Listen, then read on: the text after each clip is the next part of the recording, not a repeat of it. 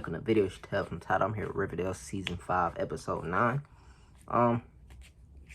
This was a crazy episode, I'm not gonna lie. But before we get into it, don't forget to like, comment, subscribe, turn on post notifications, upload. Let's get straight into it. Hold on, my job messed up a little bit. Anyway, we're gonna start from finish. A lot of crazy stuff happened with Betty.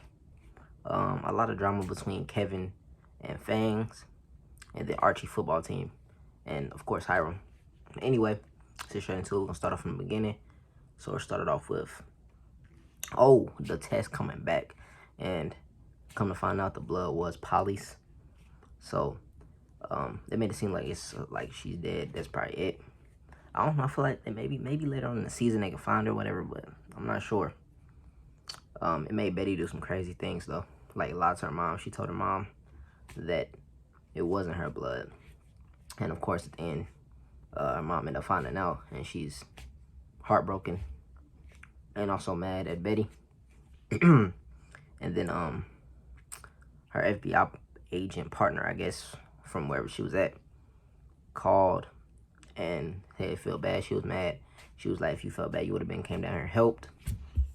Then he decides to come down there. I know I'm all over the place, but I'm gonna start like with each person. I'm gonna break down this whole situation. What was I saying? Oh, he came down there at the end and took over the case, told her mom about it was her blood and all that. So I don't know why he did all that. That was extra for no reason. But I guess he was kind of mad that Betty was mad at him about the situation. But that's that. Oh, also the crazy thing I was talking about Betty was doing. She you know the dude in the truck that Polly was in, I guess, and the other girls being there too, and she ended up kidnapping him and was beating him a little bit, and she was about to kill him. If Jughead didn't call, I think she would have killed him. She had a gun straight to his head. I don't know what's going on. I don't know what's going on. Like that was actually shocking. But yeah, that's pretty much it for Betty. It was a big thing though. So Betty, I don't know. And then Jughead and Betty got a little closer this episode. I think this was the first time they really talked outside of like what's up or how it's going, stuff like that. I think it's the first time they actually had a conversation. And Jughead was basically taking the role of the friend who Archie was supposed to be. I feel like while Archie busy with the football situation. But yeah, that's it. On to the next situation with Jughead and his student. So the student was writing about just dreams and nightmares he had, and he has like a sleepwalking problem, so he'll just leave, go missing, or that's at least what his parents said. But Jughead believes that it's the Mothman, same thing that he was going through. So Jughead talks to the student, lets him know that if you need help, you can talk to me. His parents end up withdrawing him from Jughead's class, and then maybe a day later, I think, or the same day, the same night, the kid goes missing. Jughead calls Betty to help him. That's when she was stopped from killing the dude, actually. And they end up finding him on the highway, take him back home, and then eventually he ended up getting withdrawn from the school, and I'm leaving all together. And the parent story was iffy on and off, so I don't know if they got something to do with him going missing or torturing him, because he was talking about how he was locked in the basement, which they admitted that they locked him in the basement after being confronted about it, basically, and saying that they were doing it because he had a sleepwalking problem, and they didn't want him to disappear. But obviously that didn't work, and even if that was true, it didn't work. But that's that story. What else?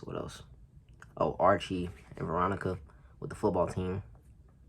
So Archie's trying to get support from the actual school. The school's not really supporting the team. They only played a few games, but they haven't won any. They actually haven't even scored yet, which is tough. And then the best player on that team, Derek, was recruited by Hiram team, and so they end up taking the player. He ended up transferring. I ain't gonna say taking, but they convinced him to transfer there, and so their best player is gone. So basically, the whole team's poo. At least that's how they felt. So Archie and Veronica was trying to, motivate the team. She was like, first person to score gets 10K, which was extra incentive for them to do better. Also, she brought an NFL player or a football player to the team to motivate them as well. So They was doing a lot trying to help the team, get them motivated for the game, for them to do better. Actually, the league of administrators actually trying to get the Bulldogs to withdraw from the league because how bad they were. And Hiram just wanted them out of there in general because he don't want no hope in Riverdale. Which, then once again, I don't know why he's just doing extra for no reason. But yeah, that's pretty much that. Let me see. I'm missing something. Oh, Cheryl. Cheryl did her little performance, which was cool. You know what I'm saying? I'll give her a round of applause for that performance. It was pretty cool. Look like she getting a little bit more open, a little more spirit. Like with school and stuff. Didn't see Tony at all this episode. I know I kept calling her Vanessa in the last vid. I don't know why I kept doing it. Well, I looked up her name and didn't say Vanessa, and I forgot that it was the actual name, not the whatever. It don't matter. But yeah, Tony. She wasn't in this episode at all. Kevin's still going through a situation with Fang. He seems completely done. And then he realized the main problem was he feel like he's embarrassed that he's gay. So that's the thing. And I hopefully he can get some help and talk it out with Fang, because Fang didn't do nothing. You know what I'm saying? I don't know why he called it off. Well, I mean, we know now. But yeah, so hopefully he can get some help with that. And he said the problem started with his mom. His mom made him feel bad about it, and then going through that's what made him, what is it called? Whatever valley. They'd be running down, jogging and stuff, and finding dudes there. And that's why he been doing that, because his mom, that's when he went to clear his mind, and then that's when it first started. So that's why he still does it, stuff like that. So I feel like he might have to have a conversation with his mom, if that's even possible. I don't know where she's at, honestly. Have we been met his mom at all? I don't think so.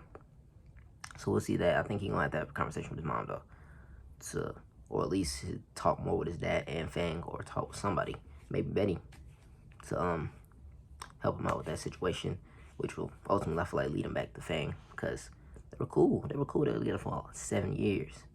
Well, that's 7 years after high school. I don't even know how long when they first started high school, so it could be like 8 or 9 years probably. So, you know, I feel like he ain't do nothing. Why not fix it? Betty goes around, like I said, talking to Jughead. She ended up talking to Cheryl, asking her what was the best way should she tell her mom, basically what she was asking about Polly. And that's what helped Betty. Actually, I thought it was going to help Betty decide to tell her mom, but I guess when she seen her face, she just couldn't tell her. So that's what led to her not telling her, which I felt like was a bad decision, because it was always going to come back and bite her when nothing she could do about it. Because at some point, she was going to have to admit, unless they found her, at some point, they're going to have to admit that it was her blood. But, like I said, let me know down in the comments what y'all think.